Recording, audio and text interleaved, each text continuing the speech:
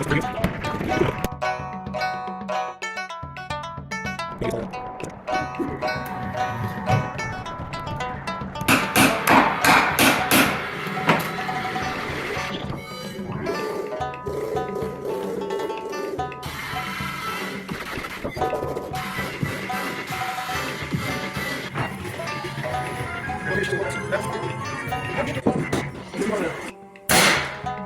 this one was done.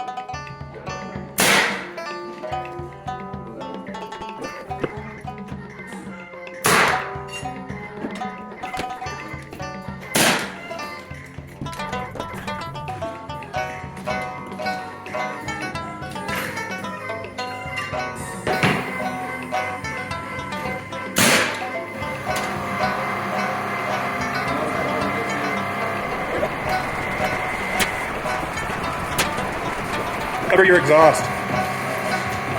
Your exhaust, cover it when you go to shoot the nails.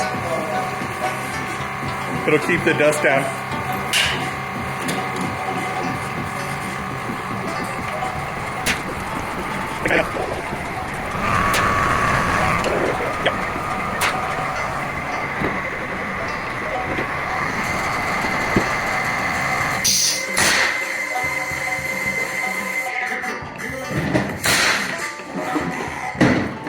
You all right? Yeah, my ear. Make sure you cover that exhaust if you can. That's me.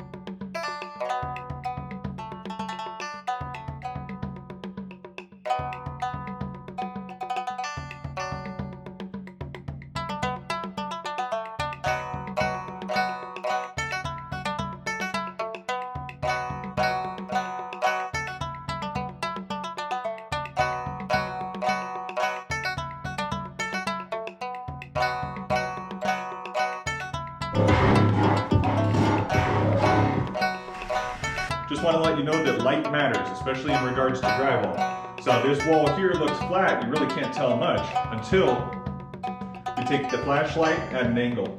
And then everything starts to pop out. Obviously this stuff's going to get sanded away, but this right here, this won't. This is actually going to need additional mud. And then same thing right in here. That'll need additional mud. You take that light and you put it where it matters. It'll tell you where to put the mud. Right here and here. So here what I did was I opened up the light so that I could see the fireplace area that we were drywalling. I could see that in the natural light of the room. And then I went on ahead and I took our other light fixture and I positioned that where the other light would normally be shining from, just to give us a realistic picture of what the homeowner would look for and help me identify things in their natural lighting. A big part about sanding is to make sure that you use the flattest part of your sponge to make the wall flatter, but then afterwards that you use the corners of your sponge in order to feather your edges. And then take your light, get close, and really look for the edges under different conditions. You'll see right here that there's some tape showing right under that light condition, and then there's a couple other areas where you can see the issue pop up when I put the light on it.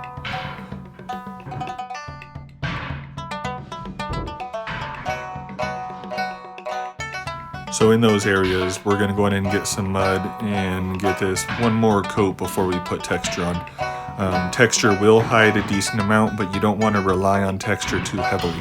It won't hide ridges like that. See that there?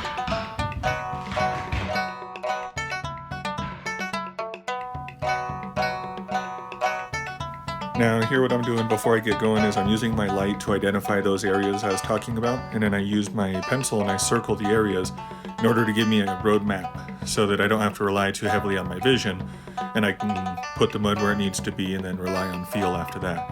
And I use this technique in my final coats, and that gives me a much better finished product and a much flatter appearance to the eye, which is the biggest part about patching that you need to get right, is a flat appearance for the wall adjacent to it. Remember to feather your joints when it comes to patches, because as you can see, there's already texture here on the wall, and we're going to need to blend in the old texture. So if I were to end up leaving the edges like that, I don't know if you can see it, but that outline is very definitive. Go down a little bit further where I feathered in the blend. You can see how it just kind of fades out. The goal is start flat, and then for your edges, bring your edge up and work into that texture. Remember, circular motions, and the reason for that is to blend your pattern. You don't want to create solid lines up and down, okay? So always circular motions, and always feather your edges. You know, I gotta say, doing the video makes the job site feel better.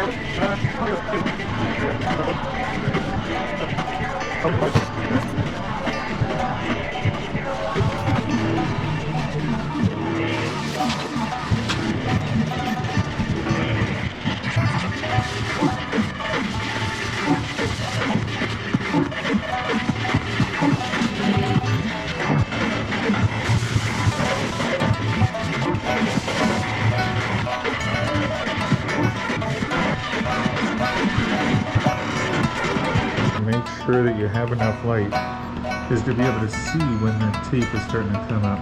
I don't know if you can see that right there. This is perfectly fine now, I can hide that with the texture. But if I didn't have enough light, I wouldn't see it until it was too late, and then it would become a more apparent problem.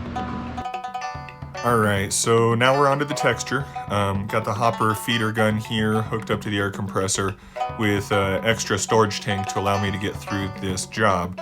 Normally we'd have our larger air compressor in order to have enough air in order to spray out the texture.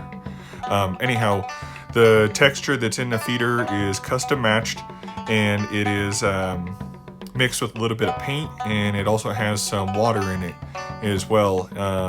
That water is meant to thin it out and to make it so that it'll match that older texture that has 3 or 4 coats of paint, and the edges of that texture are a bit rounded out.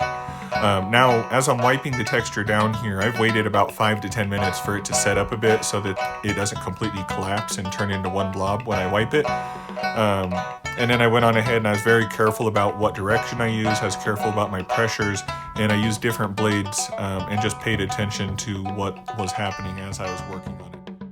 If you have any questions, leave them in the comment section and I'll get back to you when I can on that. And then I'll be doing more videos in the future on texture because it is pretty unique. You know, it's hard to get your texture and figure out exactly what you're doing, and then there are infinite textures out there. Anyways, I appreciate your time, guys, and if you have any questions, please leave them in the comments. This has been a production of Happy Home Projects, LLC. Please like and subscribe, and thank you, and take care. See you next time, guys.